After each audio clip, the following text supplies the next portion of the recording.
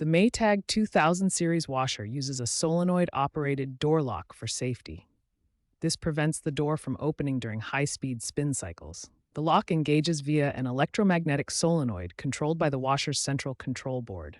Errors, power surges, or overloads can cause the lock to remain engaged, displaying error codes like LD or FL. First, press and hold the Start/Pause button for 3 to 5 seconds to pause the cycle and attempt to open the door. If the door remains locked, unplug the washer from the power outlet for 1 to 2 minutes. This discharges the capacitors and can reset the system. Plug the washer back in and press the power button to restart. This resolves many minor lock failures. After a failed cycle, the washer may display an error code. You can often cycle through these errors by pressing the Start button multiple times. Some models have a diagnostic mode accessed by holding temp and spin buttons simultaneously.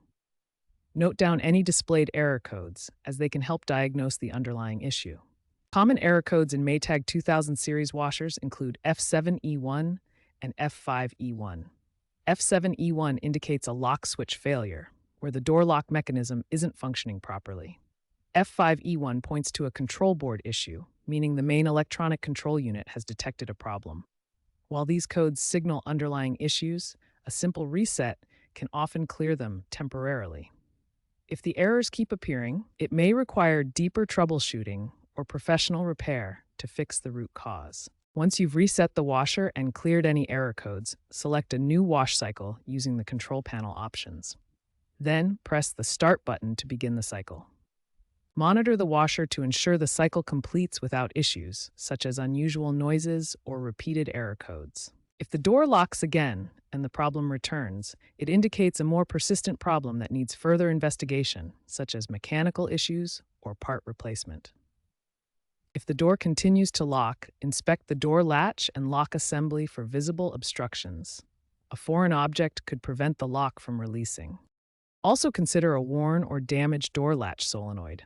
This part W11395618 can be replaced if faulty. For advanced users, solenoid testing requires careful safety precautions. Always disconnect the washer's power cord from the outlet to prevent electrical shock. Work in a dry area and never force any mechanical components. To access the solenoid, first locate it behind the control panel. Remove the screws securing the panel and carefully disconnect the wiring harness. Inspect the solenoid for signs of corrosion or physical damage before testing. Using a digital multimeter, set it to continuity test mode. Touch the red and black probes to the solenoid's terminals.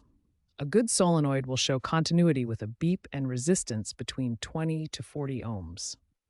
If resistance is below 50 ohms or shows an open circuit, the solenoid is faulty and needs replacement. If the solenoid tests faulty, replace it with a genuine Maytag part to ensure proper operation.